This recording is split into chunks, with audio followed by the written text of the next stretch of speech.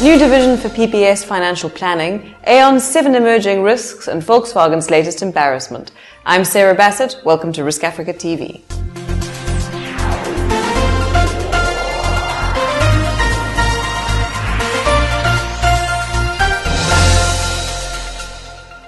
Mutual financial services company PPS Group inaugurated the latest addition to its service offering, PPS Financial Planning.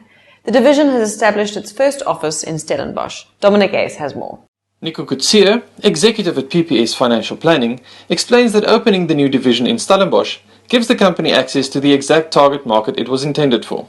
The service is geared towards graduate professionals who require tailor-made financial planning advice. And while this new division is part of a larger group that provides insurance, retirement, investment and healthcare solutions, Coetzee states that PPS Financial Planning will not be a brokering arm to punt these products.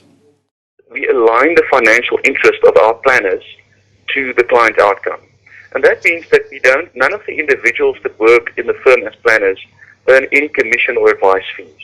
We pay them a fixed salary, and we pay them a variable component which is not based on production or sales.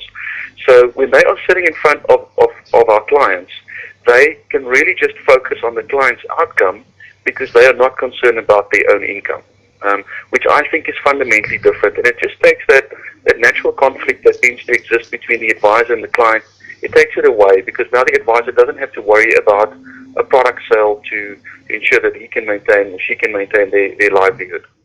This is Dominic Ace for Risk Africa TV. In a new report, global brokerage Aon has identified 7 emerging risks that present insurers and reinsurers with business opportunities over the next 5 to 10 years. RISKAFRICA has the story. Speaking at a conference in Australia, Stephen Mildenhall, CEO of Aon Analytics, described how a history of successful risk management has dampened demand for existing risk products.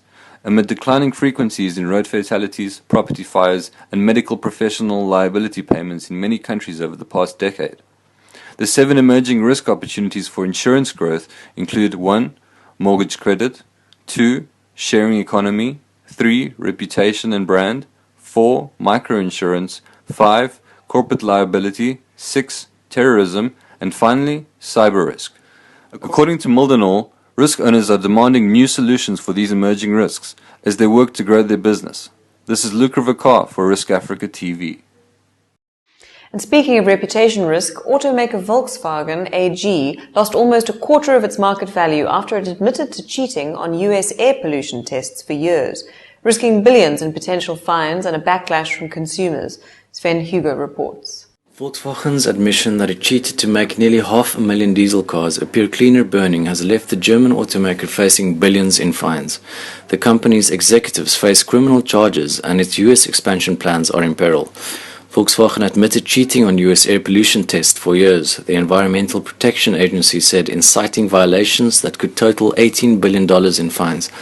Volkswagen CEO Martin Winterkorn said on Sunday the company is cooperating with the probe and ordered its own external investigation into the issue.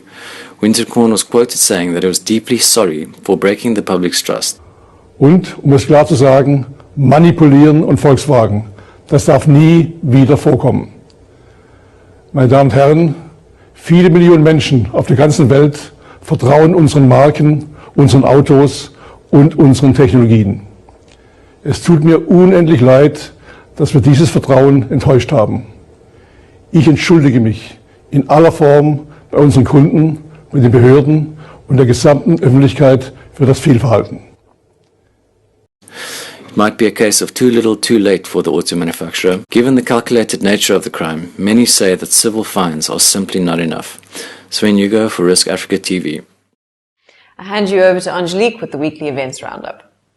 By now, all the teams participating in the Risk Africa Regatta would have received a little black box.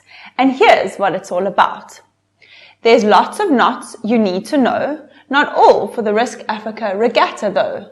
Some you might need to catch a bird of prey, and others you can use if it's to do with kinky shades of grey. But you can guess the best knot to use to tie your sail to a sheet. If you do, your team could be the one to beat. So if you can figure this out, ask your teammate or colleague to shoot a short video clip of you tying the knot. Post your video on our Facebook wall before Wednesday, the 30th of September, and you could win an exhilarating Land Rover Experience Day in the Atlantis Dunes for your team. The correct knot tying video with the most likes and shares will win. So go out there and tie your best.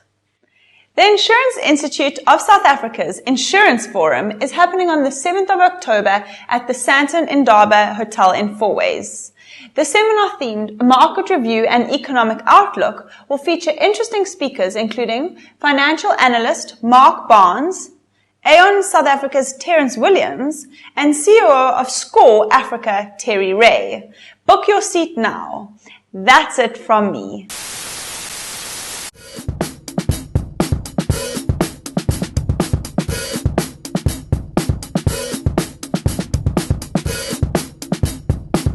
IIG International 2015 tour party has officially landed in London, and it's been a busy week for the travelling entourage.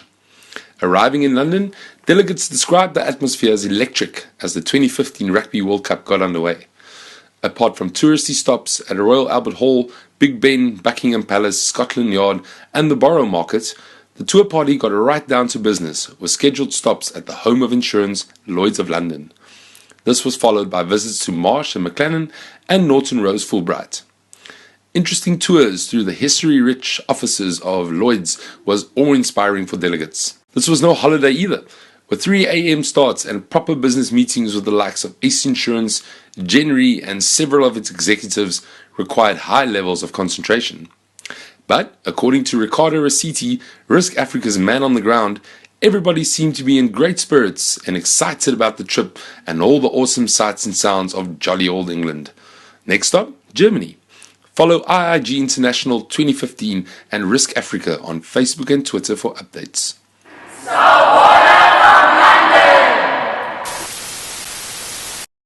That's it from us this week. Click on the subscribe button below or follow us on Facebook or Twitter for more updates. I'm Sarah Bassett and thank you for tuning in to Risk Africa TV.